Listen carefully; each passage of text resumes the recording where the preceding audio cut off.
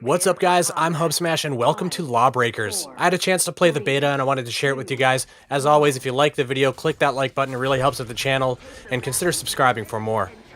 First, we'll go a bit about the game. So, Lawbreakers is a game that's developed by Boss Key Productions and published by Nexon. It's a PvP-focused, class-based team shooter that's chosen to make itself unique by introducing gameplay that's heavily focused on gravity and using it in various ways to gain advantages on the battlefield.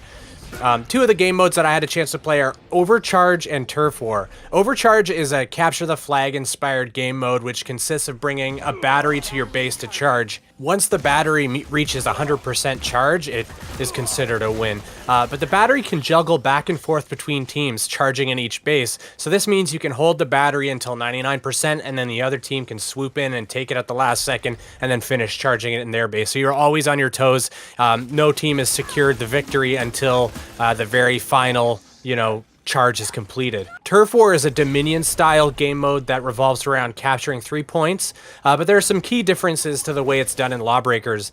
First of all, there are 3 capture points on the map, which isn't, crazy, but there's no back and forth happening with the capture points. Once a team captures the point, it locks. That capture point is now out of play.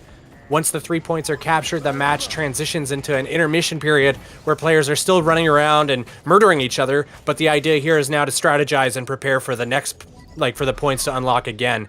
And after a short duration, the points unlock and the teams are once again fighting to capture them. The first team to capture 13 points wins.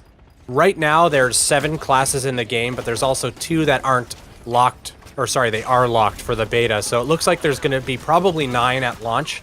I wasn't able to get footage of all the classes, but I did play a bunch of them over a couple hours. The footage you see during this video just highlights from a few hours of gameplay. By no means am I fully utilizing any of these classes. There's lots of cool stuff you can do, especially in the low gravity areas of the map.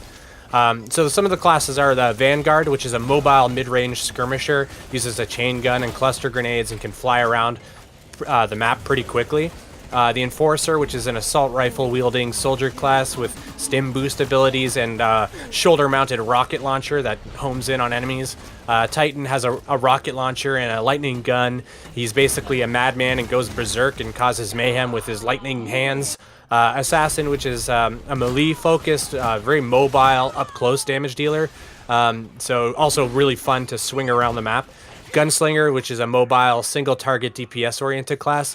Juggernaut's a shotgun using high HP tank. He can put up barriers, that kind of thing. And then there's the Battle Medic, who is a healer and support character, uses drones to heal allies and regenerates her own HP. Her main weapon is a grenade launcher, which I actually found really effective as well on her own.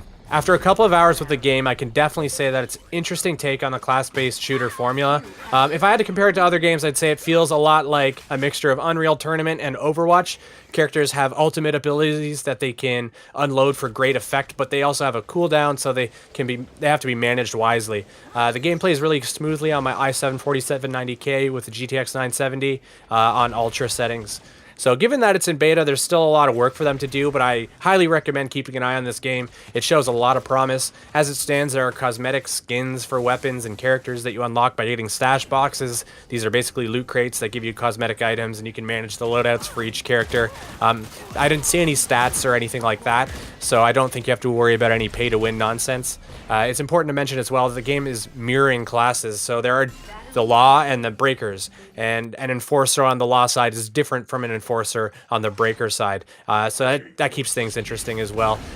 Overall, it's looking really promising, and I think you guys should head over to the site and sign up for the beta if you haven't already. I put a link in the description for you. Thanks so much for watching. I appreciate it very much. If you liked the video, click that like button. Really helps with the channel, and consider subscribing. Thanks so much, and take care.